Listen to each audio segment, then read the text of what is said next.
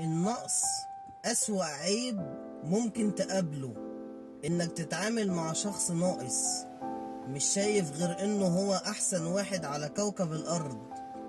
دايما بيحاول يبين إنه مليان حاجات كويسة من كتر ما هو عديم الثقة في نفسه، ودايما فاكر إن الدنيا كلها ملهوفة عليه، وإن الناس نفسها كلها تبقى زيه. يوم ما تقع على حد منهم لبوا على دماغه، او ربنا لبوا على دماغه زي ما بقولك، فوقوا من اللي هو فيه.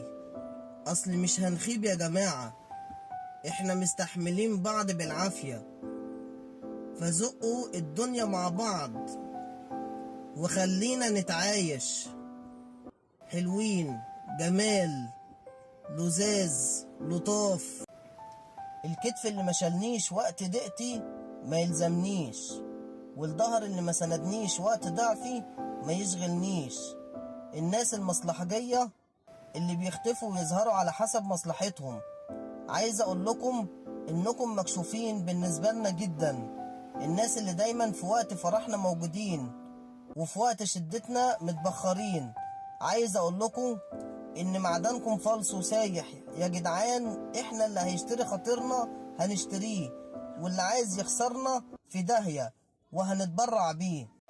الصبر من الحاجات العظيمة جدا، انك تصبر مثلا على ابتلاء ما تعرفش سببه ايه او الحل بتاعه ايه، او انك تصبر مثلا على دعوة مش عارف هتتحقق امتى، او انك تصبر على مرض او على شخص او على رزق.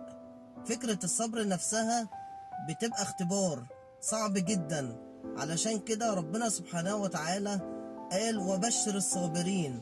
فاصبر انت بس وصدقني هتلاقي كل حاجة حلوة جت في وقتها. واعرف ان ما زرع الله في قلبك رغبة الوصول لشيء إلى لأنه يعلم انك ستصل إليه.